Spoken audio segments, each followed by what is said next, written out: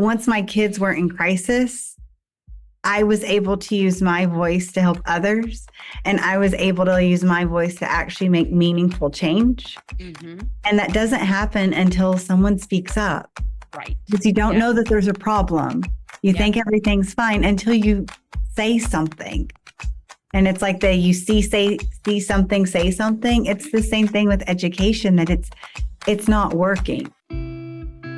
This is Megan, owner of Dyslexia on Demand. And I'm Eryn, owner of Advocate to Educate. And we are the Don't Call on Me podcast.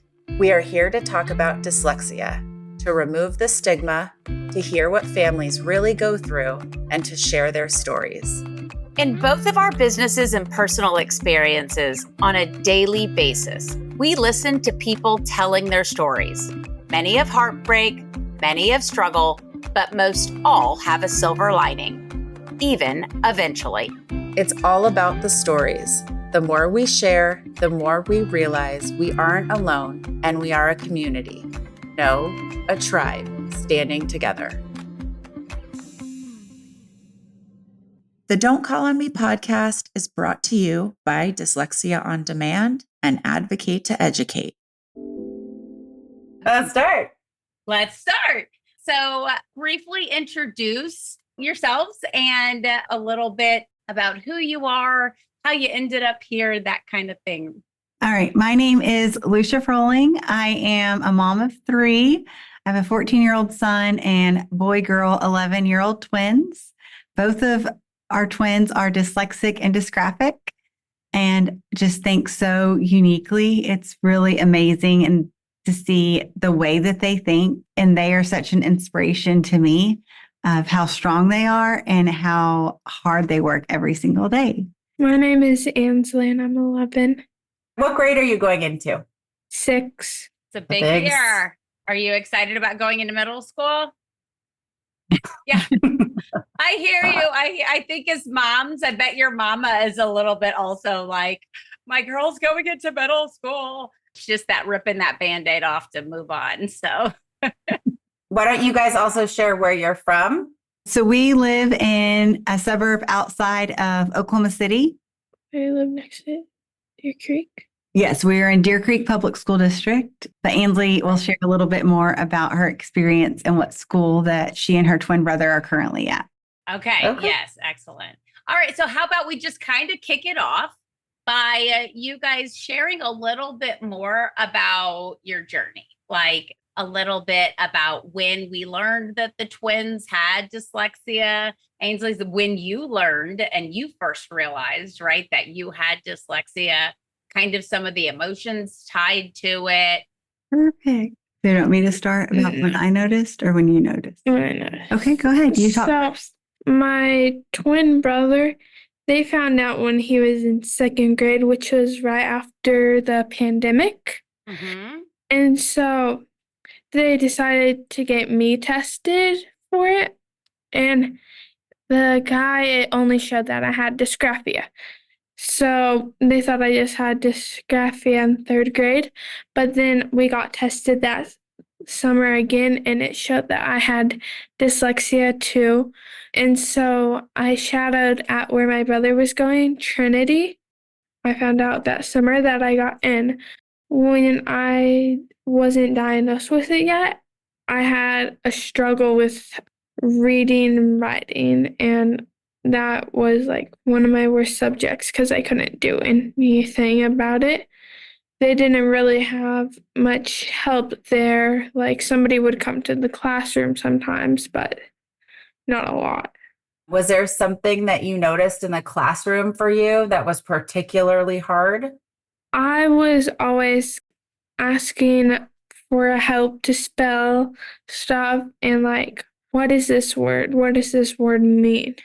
Mm-hmm. Mm-hmm. And in 3rd grade, we had a spelling bee, but there was a before spelling bee. I got out the first try, but other people did too. But there was 2 practice spelling bees, and I got out like the first try on the first time, which I'm like, I should know some of these words. And teachers were always asking me, what does this say on my paper? Were they asking other kids that or mostly you? Mostly me. Okay. And then do you remember how you felt in that moment when they would ask you? I felt embarrassed and different. Like I couldn't do it. And they recommended her for the summer reading academy, the summer between 3rd and 4th grade. And she had a journal. So she had written, I am stupid, I'm an idiot, and that she didn't want to be on Earth. I bet your mom will never forget that moment. So, and it's pretty common to have those. It's beyond common. Girl, I was going to tell you, I had 5 of those journals, like for real. That's why Megan and I are doing this podcast, because we need other kids that are just like you and me to know that when we have these feelings, that like, does it make you feel a little bit better to know that I also felt that way?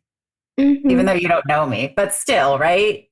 Because like I felt like I was the most stupidest person in my class, and no one else really that I knew came to the summer school.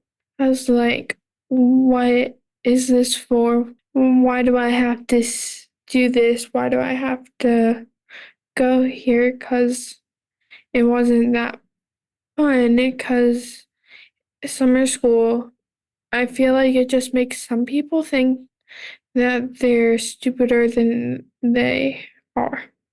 100%. And every single time I hear, especially like, the school is recommending that you do this summer school, right? But it's not something that's specifically crafted for how your brain learns. And as parents, we're just doing our best, right? Your mom didn't know what to do. All we want to do is help as parents, but don't have all the answers, right? So we just kind of trust the people who are in charge of your education, right? Yeah. And since my brother had dyslexia and dysgraphia, they thought I just had dysgraphia, but I had dyslexia too, and they wanted to get me tested because most twins, if one has one thing, then it's most likely the other does too. Can I share something? So when she was in kindergarten, she's a real amazing teacher who wrote a note and said that Ansley kept using the same word in all of her stories, like play, mom, dad. So she thought something might be going on. So talked to the principal, and she said, because at the time, neither one were identified, let's give it some more time. And I believed her. So she's like, there's a new teacher for 1st grade. It's going to be great. She'll be so good for her. So we go through 1st grade and another wonderful teacher, and it still wasn't going like we thought it would. And she would come home and she would practice reading before she would have to read in class, like whatever book it was, over and over and over. And I thought something's wrong. I feel like she might be dyslexic. And so we had her evaluated, and they said it was just anxiety. That's why she was struggling to read. And then the pandemic hit. And so she's going to need some therapy, some counseling. We have a program with our school district. She'll get it next year. So this is in March. So next year, she's going to get this counseling. Pandemic year was 2nd grade year, and her 1st grade teacher stayed home with her kids. So we had a learning pod. So half the time she was with her 1st grade teacher she knew, and then the other 2 days was at school. And her twin brother was struggling, and his kindergarten teacher was tutoring him. Both of them were getting tutored. And she said, Lucia, I think he might be dyslexic. Had him tested. It was someone different who evaluated him. Highly intelligent. He's dyslexic. And I knew our district didn't have what he needed. So I worked with some legislators. I worked with our local, the only one in Oklahoma, our Academic Language Therapy Association Training Center, and met with our director of special education and got funding to train teachers in structured language basics. But they were just going to do our reading specialists and our special ed teachers. Well, I knew he wouldn't get what he needed. So I researched schools. Ansley had started counseling, and he moved to a school called the Trinity School at Edgemere that does 45 minutes every day utilizing Take Flight for reading therapy. Yeah. And so then we start our 3rd grade year. And in between 2nd and 3rd, I went to the district again and said, she's still struggling. And he's like, well, we had the structured language basics. Like, she's probably going to be okay. Again, trusted him because he had started this new program. Our son was fine. So then Christmas, she's still not doing as well as we would like. And we saw the difference in her twin brother. So I brought reading samples to him, and she was still doing therapy. So this is going into our 3rd grade year, and thought, she's dysgraphic.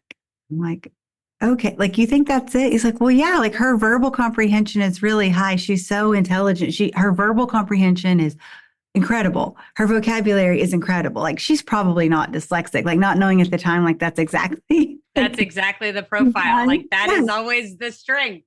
Yeah. And her twin brother didn't have the same profile because for him, it appeared different. He had the hyperactivity side.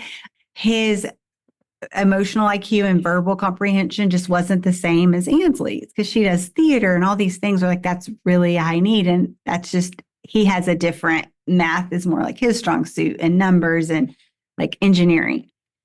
So I requested an IEE and chose someone from that used to work in the district purposely, so they'd have to accept the findings, because Ansley didn't really want to switch schools at the time. She wanted to stay at our public school. She didn't want to go where her twin brother was. And they found out that she was reading about kindergarten, 1st grade level, going into 4th grade. Wow. I was so upset and frustrated because I said, like, you missed it. You missed it. And it's not rocket science either. I think that's what's so frustrating, is that this is something that we've known about for so long. It's like a double letdown when you see that. How did it get missed? And how did it in such a profound way for so long? It's very disappointing. Yes. 100%. So then she still didn't want to go to the school. So I said, well, let's try it for a couple of weeks. And we have the Lindsay Nicole Henry Scholarship that if you're on IEP, it pays for part of your tuition. I met with the IEP team at her homeschool. She went ahead and started at Trinity because we had 10 days to see if she liked it. And if she didn't like it and they could meet her needs, we'd move her back. And they offered 30 minutes once a week.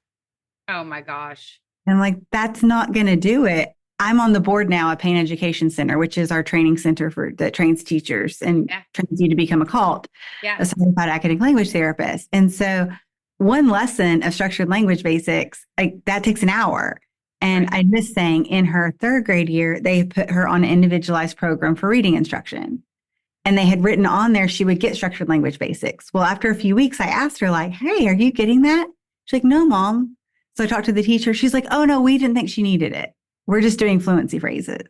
No. And just to put it in perspective for anyone who's listening, is not familiar with any kind of intensive therapy, like the Fidelity standard, research shows is going to be more like 4 hours per week. So 30 minutes once a week isn't going to do anything. And they said, well, have you thought about counseling? I'm like, well, for 2 years, and that's not what she needs. No, we need that too, probably. Yes, we need both. And like, well, we're going to push in. I'm like, no, she needs direct instruction. So I told them, I'm sorry, I can't. Oklahoma is a non-consent state. So they could do whatever they wanted with my consent. And so I said, I'm sorry, we're withdrawing her from the district. Right. But I promise you, I will never stop fighting for kids like Ansley. And then that's when Ansley really I am so proud of you. So they added dysgraphia to our state handbook. So Oklahoma has a dyslexia handbook, and now it's the Dyslexia and Dysgraphia, about best practices for our teachers. And they asked for people to be on the review committee. I asked to be the parent, and they needed students. And so I asked if Ansley could be. And they're like, we usually do secondary. I'm like, well, I think her voice is important. It was our head of Pain Education Center, another qualified instructor who trains certified academic language therapists. Ansley and I were going through this 400-page book, like page by page. And Heather asked Ansley, what is it like to be taught the way you learn? And they put her quote on page 61. And can I read it? You have to read it. Yeah, we need to hear it. Yeah, let me pull it up. And then if Ansley wants to read it, she can. Or if you want me to, I can. It is whatever you prefer. So says, when this 10-year-old, because she was 10 at the time, student reviewer of this handbook 2023 was asked what helped her become a better reader, she stated, "It's the way my Take Flight teacher teaches me. We go step by step, and she doesn't move on it until I have it. Before, my teacher would just have to keep going and then would try to come back later in a few days to show me again, but I was confused and never had enough time to understand. Now I know the rules and how it all works. It's like a puzzle, and I was missing the piece before." And can I tell you Yeah. something? Because my job, Ansley, is basically like explaining what dyslexia therapy is. And the way you just said it is pretty much what I try to impart on the people I'm speaking to. It is a big puzzle piece, and we have to start at the very bottom and build puzzle piece by puzzle piece. And if we miss one of those puzzle pieces, the other stuff on top doesn't make sense. It doesn't fit. You've done a beautiful job of like explaining what that means to people. And I hope that you're proud, because I'm proud of you. And I can't even imagine how proud your mom must be. But the voice that you're providing has got so much value, and how important it is to educating the adults around you as to what you kids need. I'm just proud of you guys both, parents in general of kids with dyslexia. You guys, I always say, you're the change makers. It's the parents in the pin. It's the Decoding Dyslexia representatives. It's all, you guys are the ones who push the change in the legislation, who got Oklahoma to have a handbook to start off with, right? But now that dysgraphia is included. Your quote like just nails it, and it simplifies it to the point where it cannot be misunderstood. It's so simple. I want to know at this point, what does today look like? What's happening now? I go to Trinity, and they gave me the stuff that I needed. And so I'm pretty sure I'm on lesson 61. I started in 4th grade, and now I'm almost done with book 3, I'm pretty sure. Good for you. So now she's reading about at going into 6th grade. So she's about at into 4th, beginning of 5th. So almost at grade level. Yeah. Where did we go yesterday? Because you wanted to. The library. Yay. What? That is not a place I wanted to go at your age. Let me tell you. What were you going to get?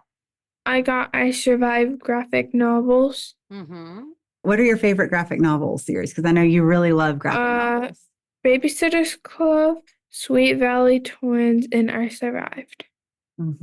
How do you feel? Has this just kind of your therapy helped to unlock the potential? Yeah, and I'm doing some tutoring because my teacher left for almost half of the school year because she had some personal problems. And so I'm doing some tutoring on that, and I'm reading the one and only Ivan too. It's gotten easier to read chapter books instead of just the graphic novels. Yeah, that's awesome. Now that you moved to Trinity, how would you say that you see yourself? Has that changed at all? Yeah. Your confidence? Good. You're in theater, and you just had one of the top roles. The third one. Yeah. Excellent. And that goes so much of reading goes so much into theater and 100%. Knowing the words and reading the music. And what do you have later today? Voice lessons. Cool. Yes. I do voice lessons, dance, basketball, and theater. And I help teach dance too. Oh, cool. So lots of creative endeavors. That's so sweet. And I'll say before, she just didn't have the energy for all of that because there was some cognitive overload. Right. That now she has the space to do all the things that she enjoys. And that was a big part of us picking Trinity was I didn't want her going to school and being not being taught the way she learned, and then having to go somewhere else after school to be taught the way she learned. That's so hard on a kid. You don't get to be a kid. How would you say that like dyslexia impacts you now? Like, what does your dyslexia look like?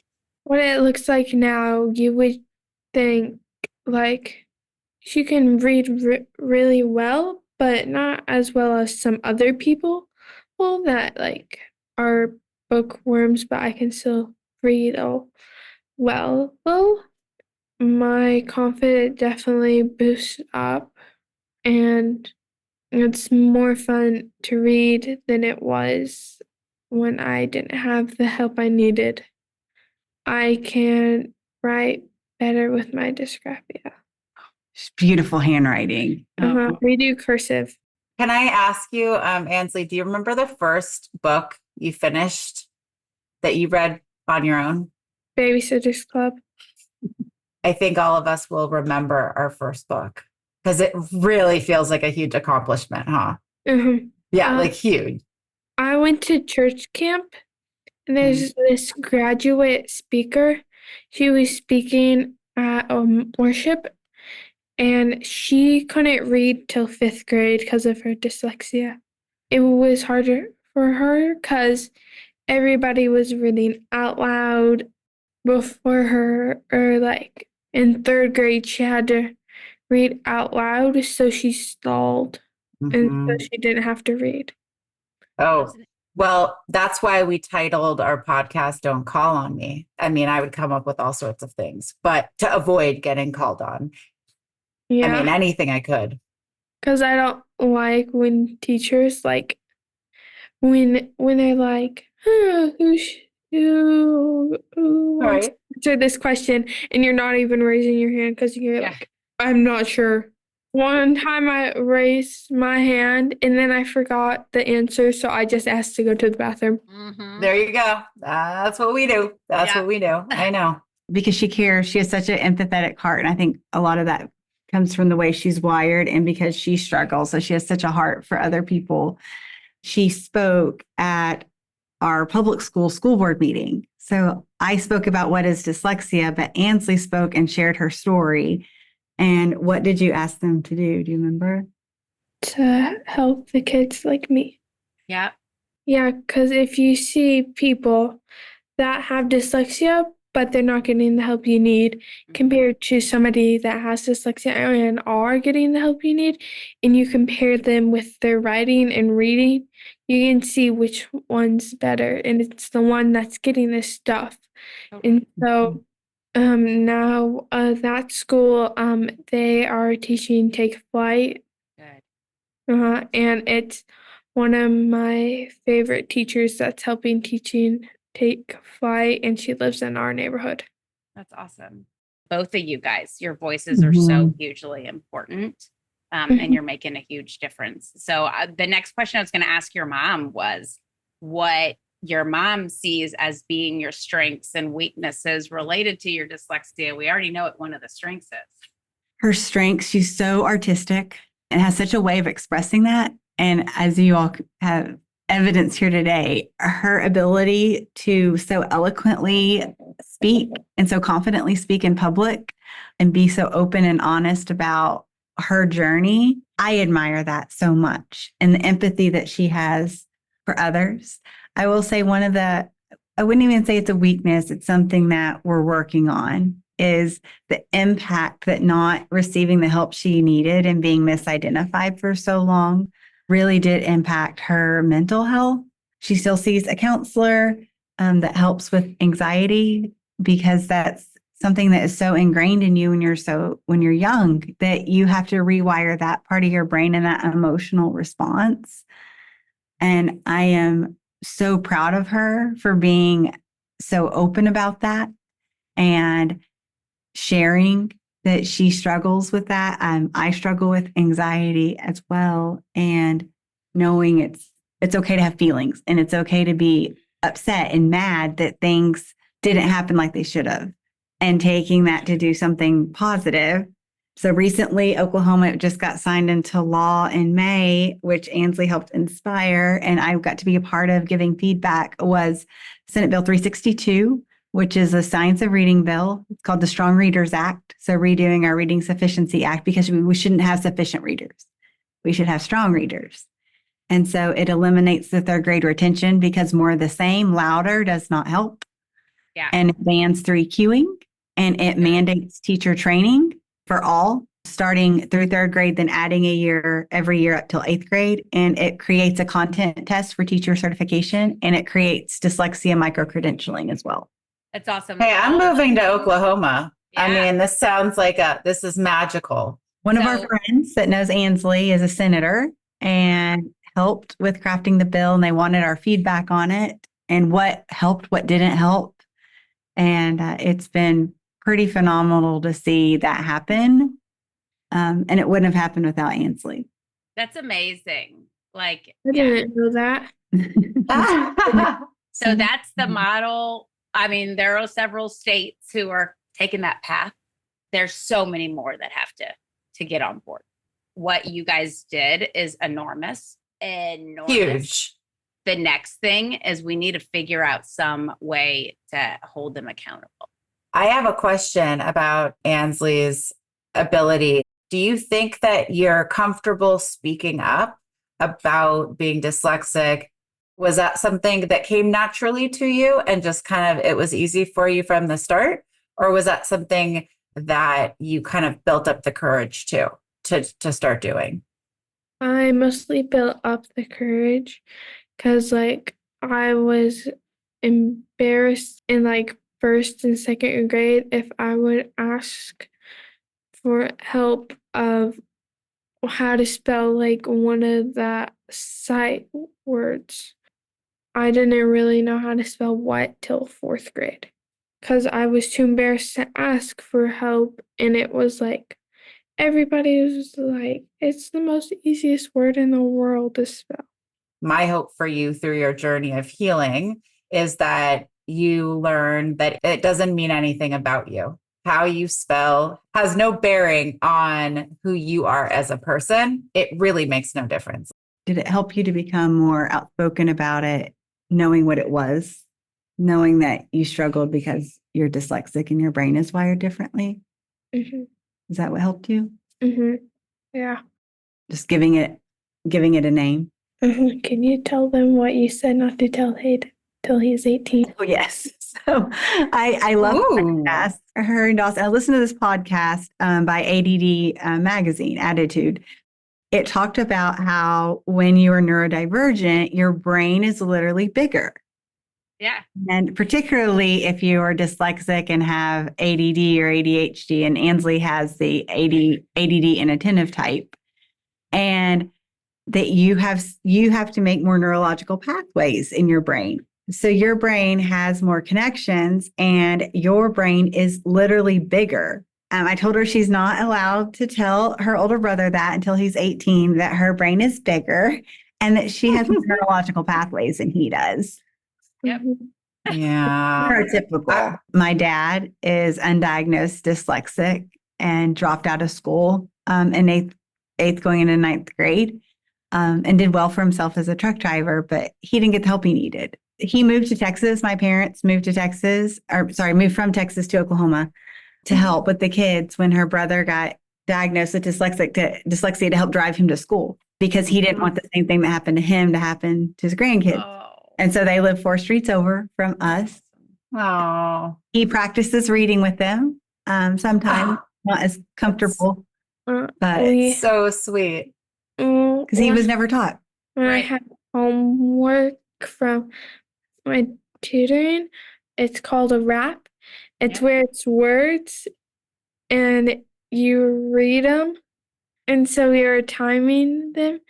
And my grandpa was like, I'm not doing it. If I do it, you're not going shopping for the next year. Yes. But he likes to watch you do it, doesn't he? Because he's learning alongside you. He's just not comfortable saying it out loud yet. Yeah, totally. Because my grandma got 13 seconds. Yes. And my dad got 27. Yes. It was hilarious. But I think it's really valuable too that you have those people around you that you can identify with, right? That you're not the only person in your world who is walking that walk. So speaking of, yes. What would you say is the best advice that you could give someone else with dyslexia? You can. Yes. Yeah, just short and sweet. I want a hat that says that. I have to say, when she was saying that, her brothers and my husband were at the door. That's why I was looking at theirs, and they were just giving thumbs up because they had their ear pressed to listen. I didn't know they were there.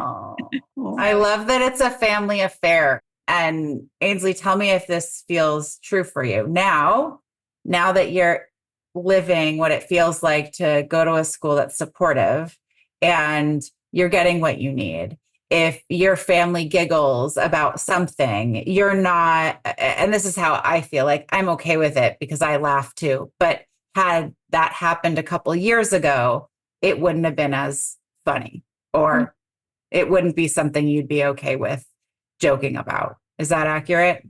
Yeah. Yeah. Which at my school, all me and my friends are really close because we all have dyslexia, and we're just close because it's easy knowing each other because we all have dyslexia. And if we misspell something or accidentally say something wrong while reading, we'll just giggle it off because we're so close that, you're probably going to do it next. Or Right, exactly. Yeah, that support group is so hugely important. Mm-hmm. So, Mom, what would you say the advice is to a parent? Trust your gut. I would say, Yes. as a mom, when something's not right, your child best. And now I work for an education nonprofit, and I'm a master IEP coach. So I get to walk alongside families in finding the right educational environment for their child and going to IEP meetings and all of those things. And to use your voice, that you can actually make change, because that's the beauty, that once my kids were in crisis, I was able to use my voice to help others. And I was able to use my voice to actually make meaningful change. And that doesn't happen until someone speaks up. You think everything's fine until you say something. And it's like you see something, say something. It's the same thing with education, that it's not working. And no teacher is there to hurt a child. They love their job. They just, when you know better, you do better, as I think Maya Angelou says. Yep. So we have to share that information and educate teachers that there's a better way, and to give it a name. And there's power in that. And I think for parents, we say in our house, it's a superpower because we're looking at it strength-based. I know for others, they would not say that because that's their truth. And that's completely accurate for them. Yeah, on a superhero day, when you dressed up, we had an old cape, like a Superman cape. So we put it on the other way, and she has a cricket, and she says, and she put on it in blue glitter, "Dyslexia and Dysgraphia is my superpower." Yeah. I want them to love it. that they can do anything and be anything. And it's our job as a parent to protect them. And once you talk about it out loud, it's hard to talk about what your child's struggling with. You find a community of support. Right. Mm-hmm. That, oh, wait, it's not just me. Okay, yes. And you can make change together. And it's wonderful, because we've had teachers reach out of I don't feel comfortable saying anything. Can you speak out for me? Yes. This is how I feel. I'm like, I'm good. I got this, girl. We call it being positively persistent. Yeah. Mm-hmm. We don't want to do it from a place of anger or hurt, although that's valid in there, but that doesn't change things. No. So being positive and being persistent, it seems to be effective so far. Yeah, 100%. Because when you take it the other direction, it tends to people just close their ears. So you're exactly right that that's the right approach to take. And it affects so many people that it makes being positively persistent using your words something that it's critical. In a typical school, we're dealing with 20% of their population. I had this one private school say to me, no, not at our school. And I was just like, that's so sad that you really think that dyslexia is such that you've handpicked who isn't dyslexic when it's a school that starts in preschool? That happens all the time, Eryn. Like my company just got back from representing at the National Charter School Conference. And an extremely common response from administrators was, we don't need to talk to your table because we don't have any children at our school with dyslexia. And we heard that over and over and over. It actually, the superintendent in the school district where we live, because I was telling them, sharing information, and he said, those statistics don't apply to where we live. Right. Of course. And we're a 6A school district. And I mean, in email. A 6A school district. I'm like, it doesn't apply. Those are national statistics and they don't apply to here. And I said, well, I don't think that neurons, when they land at 34 days in utero, know where you live. So respectfully, and I'll be here to help. That's a great my goodness. That's just not. You have to laugh because it's so outlandish. Like, no, it's 1 in 5. They're there. It's your job to identify, to find them as a teacher. Yeah. And use your parents, administrators. It's a testament to how far we still have to go. Yeah. Okay. I have one last question. So I'd like to ask you, and this is pretty much for you, Ansley, is if you had to craft your life again, would you choose for dyslexia still to be part of it? I don't really know, because dyslexia is hard for me, but it also makes me different than anybody else. But it's hard to really learn and get that to grade level again. So I don't think so. You don't think so? Well, I don't think I have an answer to that. Because, I love having dyslexia because it's really cool being different. Because if everybody was the same, nobody had dyslexia, nobody had dysgraphia or anything like that, it'd be boring. But if some other people had dyslexia and dysgraphia, it's cool because that's what makes you different. But it also comes at a price, and I think we can all respect that. Today's episode is sponsored by Dyslexia on Demand. Dyslexia on Demand uses only the highest trained dyslexia therapists, and it's all one-on-one and individualized to your child's needs. The best part is that it doesn't matter where you're located because it's all virtual. Visit us at dyslexiaondemand.com to learn more. Today's episode is sponsored by Advocate to Educate. We help parents navigate through the confusing maze of special education in public schools in California. We support families starting as early as preschool through 12th grade, creating individual education plans to support the specific needs of your unique and amazing child. To learn more, go to our website, advocatetoeducate.com. Thanks for spending time with us on Don't Call on Me. If today's stories touched you, please take a moment to follow us on social media and subscribe on YouTube. Extend the impact by sharing your story at don'tcallonme.com. Your experiences can foster understanding and strengthen our collective voice. Let's keep making a difference together. We look forward to having you back for the next episode.